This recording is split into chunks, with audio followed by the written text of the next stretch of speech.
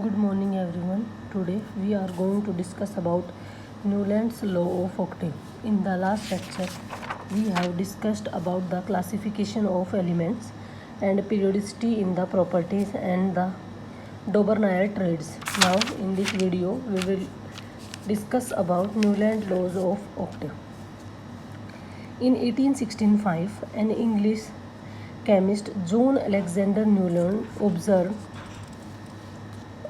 that when the lighter elements were arranged in order of their increasing atomic weight. सबसे पहले mind करेंगे किसका arrangement किया, lighter elements का अरेंजमेंट किया in order of their atomic weight, उनके atomic weight के according. The property of every eighth element were similar to those of the first one, like the eighth note of the musical scale. जैसे सारे gamma में first और eighth match करते हैं, similarly उसके periodic trend में भी पहला एलिमेंट्स एट्थ वाले के साथ मैच कर रहा था. दोनों की प्रॉपर्टी फर्स्ट और एट्थ है सेम प्रॉपर्टीज़.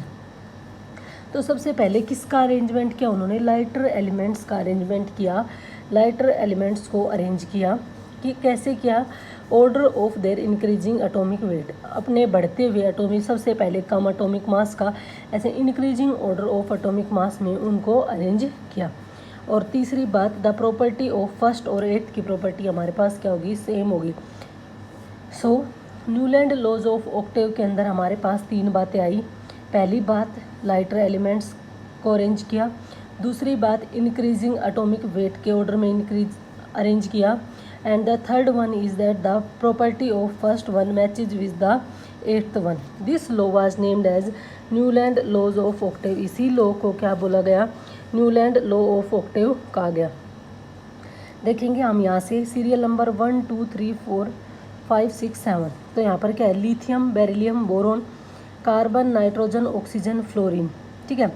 तो पहला, इसकी प्रॉपर्टी किसके साथ मैच करेगी, सोडियम के साथ मैच करेगी. लिथियम की प्रॉपर्टी किसके साथ मैच करेगी, सोडियम के साथ मैच करेगी. सिमिलरली बेरिलियम की प्रॉपर्टी किसके साथ मैच करेगी, मैग्नीशियम के साथ मैच करेगी. तो उसने हमारे पास 1 2 3 4 5 पहला लिथियम, फिर beryllium, boron, carbon, nitrogen, oxygen, fluorine कैसे अरेंज कर रखा है, इंक्रीजिंग एटॉमिक मास के ट्रेंड में अरेंज कर रखा है. फिर सोडियम, 9th पे मैग्नीशियम, 10th पे एल्यूमिनियम, 11th पे सिलिकॉन, 12th पे फॉस्फोरस, 13 पे सल्फ़र, 14 पे क्लोरीन, 15 पे पोटेशियम और 16 पे क्या आएगा हमारे पास, कैल्शियम आएगा.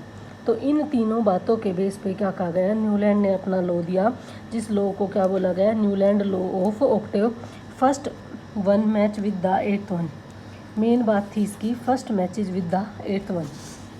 10 sodium, the eighth element similar to lithium and so is the element potassium. तो इसने क्या कहा कि सोडियम किसके साथ मैच करेगा, लिथियम के साथ.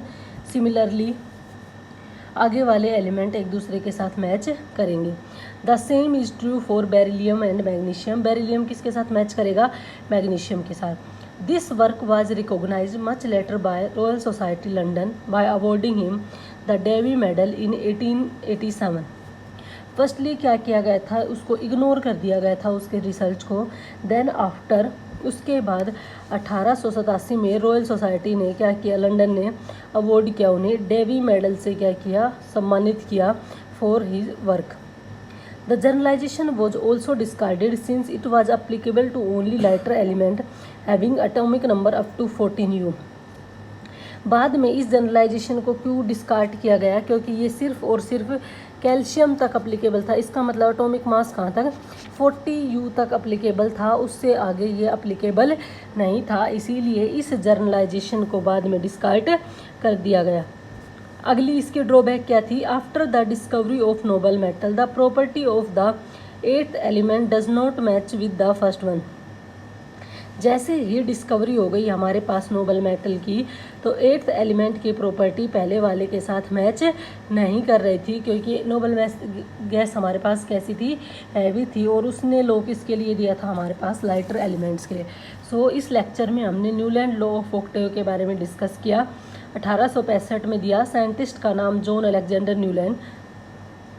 दूसरी बात, लाइटर एलिमेंट्स के लिए दिया, इंक्रीजिंग एटॉमिक वेट में अरेंज किया. और फर्स्ट की प्रॉपर्टी एट्थ के साथ मैच कर रही थी। इस लॉ को ही न्यूलैंड लॉ ऑफ ऑक्टेव बोला गया। आगे इन्होंने बताया कि इस लॉ को लंदन सोसाइटी ने पहले डिस्कार्ड कर दिया। उसके बाद 1887 में उन्होंने इसको डेवी मेडल से अवॉर्डेड किया। इसकी कुछ एक ड्रॉबैक थी कि ये लाइटर एलिमेंट्स के लिए एप्लीकेबल था, केवल और केवल कैल्शियम 40U तक एप्लीकेबल था। उसके बाद ये एलिमेंट्स को अरेंज नहीं कर पाया। After the discovery of noble gases the property of eighth element does not match with the first one. Discovery of noble gas के बाद पहले वाले के प्रॉपर्टी एट्थ वन के साथ मैच नहीं कर पाए। Thank you, have a nice day.